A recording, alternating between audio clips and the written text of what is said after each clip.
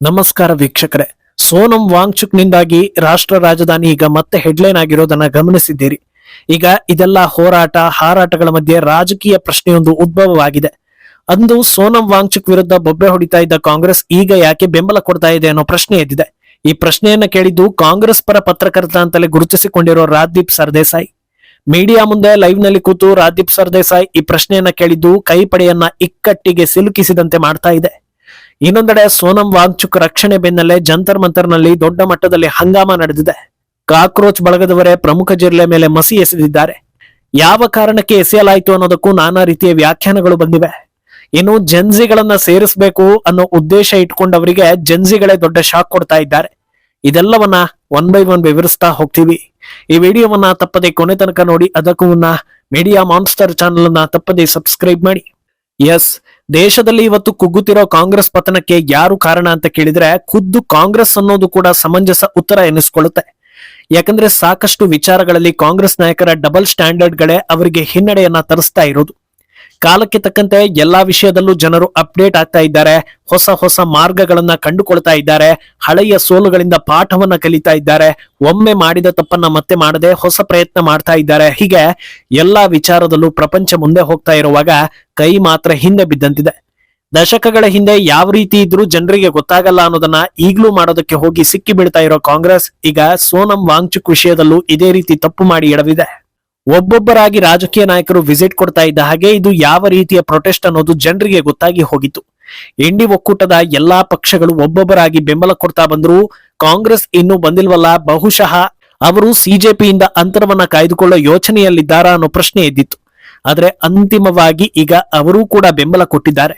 ಆದ್ರೆ ಈ ರೀತಿ ಬೆಂಬಲ ಕೊಡ್ತಾ ಇದ್ದಂತೆ ಪತ್ರಕರ್ತ ರಾಜ್ದೀಪ್ ಸರ್ದೇಸಾಯಿ ಹಳೆ ವಿಚಾರಗಳನ್ನ ಕೆದಕುವ ಮೂಲಕ ಕಾಂಗ್ರೆಸ್ಗೆ ಶಾಕ್ ಕೊಡ್ತಾ ಇದ್ದಾರೆ.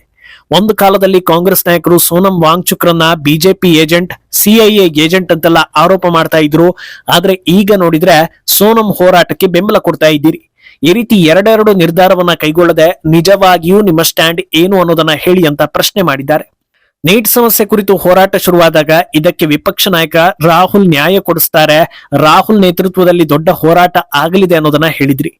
ಆದ್ರೆ ಈಗ ನೋಡಿದ್ರೆ ಈ ನಿರ್ಧಾರ ಯಾಕೆ ಅಂತ ಸರ್ದೇಸಾಯಿ ಪ್ರಶ್ನೆ ಮಾಡಿದ್ದಾರೆ. ಇದು ಮುಖಭಂಗ ತರಿಸೋ ವಿಚಾರ ಎನಿಸ್ಕೊಳ್ತಾ ಇದೆ. ಯಾಕಂದ್ರೆ ಇದನ್ನ ಡಿಫೆಂಡ್ ಮಾಡ್ಕೊಳ್ಳೋದು ಸುಲಭದ ಮಾತಲ್ಲ. ಯಾಕಂದ್ರೆ ಆಲ್ರೆಡಿ ಇನ್ನೊಂದು ದಿಕ್ಕಲ್ಲಿ ರಾಹುಲ್ ದೊಡ್ಡ ತಯಾರಿ ಮಾಡ್ಕೊಂಡು ಬಂದು ನೀಟ್ ವಿಚಾರದಲ್ಲಿ ಅಸ್ತ್ರ ಪ್ರಯೋಗವನ್ನ ಮಾಡಿದ್ರು. ಆದ್ರೆ ಅವರಿಗಿಂತ ಹೆಚ್ಚಾಗಿ ಸೋನಂ ಸದ್ದು ಮಾಡ್ತಾ ಇದ್ದಂತೆ ನಮ್ಮ ಕಡೆಯಿಂದಲೂ ಸೋನಂಗೆ ಜೈ ಅನ್ನೋ ಕೆಲಸ ಕಾಂಗ್ರೆಸ್ ಕಡೆಯಿಂದ ಆದಂತಿದೆ. ಇದನ್ನ ಡಿಫೆಂಡ್ ಮಾಡ್ಕೊಳ್ಳೋದಕ್ಕೂ ಒಂದು ದಾರಿ ಇದೆ. ಅದೇನಂದ್ರೆ ನೀಟ್ ಸಮಸ್ಯೆ ವಿರುದ್ಧ ದೊಡ್ಡ ಹೋರಾಟ ಆಗ್ತಾ ಇರುವಾಗ ಅದಕ್ಕೆ ಬೆಂಬಲ ಕೊಡೋದು ಮಾತ್ರ ನಮ್ಮ ಕರ್ತವ್ಯ. ಆದ್ರಿಂದ ಪಕ್ಷ ಭೇದ ಮರೆತು ಸಪೋರ್ಟ್ ಮಾಡ್ತಾ ಇದ್ದೀವಿ ಅನ್ನೋದನ್ನ ಹೇಳಬಹುದು.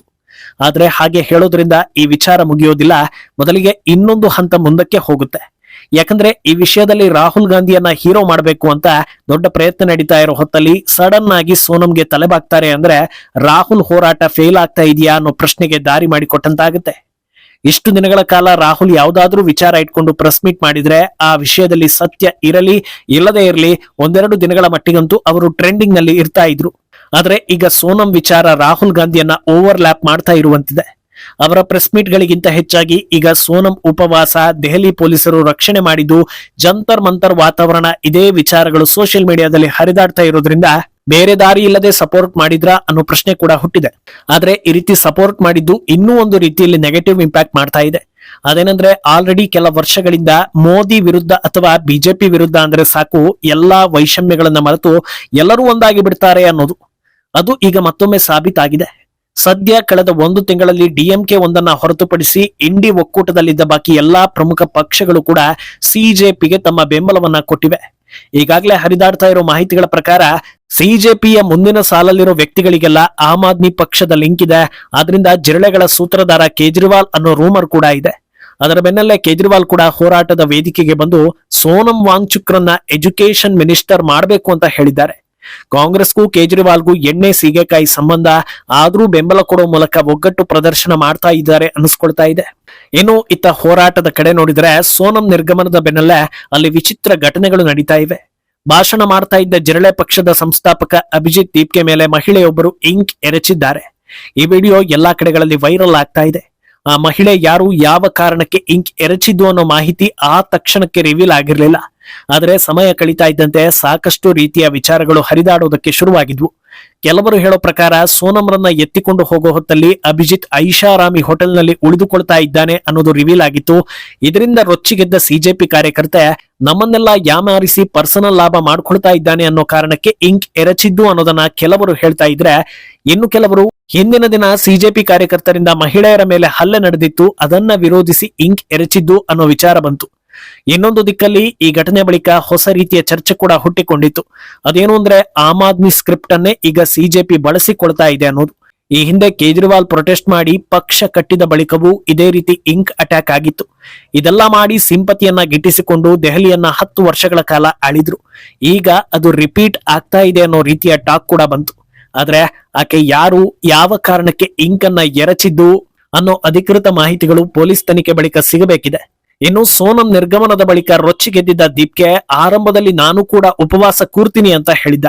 ನೋಡ್ತಾ ನೋಡ್ತಾ ಇದ್ದ ಹಾಗೆ ಮೈಕ್ ತಗೊಂಡು ಆಕ್ರೋಶಭರಿತ ಭಾಷಣ ಶುರು ಮಾಡೋ ದೀಪ್ಗೆ ಪ್ರಧಾನಿ ಮೋದಿ ವಿರುದ್ಧ ಏಕವಚನದಲ್ಲಿ ಮಾತನಾಡೋದಕ್ಕೆ ಶುರು ಮಾಡ್ತಾನೆ. ಇದನ್ನ ಕೇಳಿಸ್ಕೊಳ್ತಾ ಹಿಂದೆ ನಿಂತಿದ್ದ ಜಿರಳೆ ಒಬ್ಬ ಏಕವಚನದಲ್ಲಿ ಮಾತಾಡೋದು ಬೇಡ ಅನ್ನೋ ಸಿಗ್ನಲ್ ಕೊಟ್ಟಿದ್ದಾನೆ. ಆದ್ರೆ ಅದಕ್ಕೆ ಮೈಕ್ನಲ್ಲೇ ಉತ್ತರಿಸೋ ದೊಡ್ಡ ಜಿರಳೆ, ನಾನು ಹೀಗೆ ಮಾತಾಡೋದು, ಏಕವಚನದಲ್ಲೇ ಮಾತಾಡೋದು ಏನಿವಾಗ ಅನ್ನೋ ರೀತಿ ಉತ್ತರ ಕೊಟ್ಟು ಭಾಷಣವನ್ನ ಮುಂದುವರಿಸಿದ್ದಾನೆ. ಇದು ಉದ್ದೇಶಪೂರ್ವಕವಾಗಿ ಸರ್ಕಾರವನ್ನ ಕೆಣಕೋ ಯತ್ನಾನ, ಪ್ರಚೋದಿಸೋ ತಂತ್ರಾನ ಅಂತ ಹೇಳಲಾಗ್ತಾ ಇದೆ.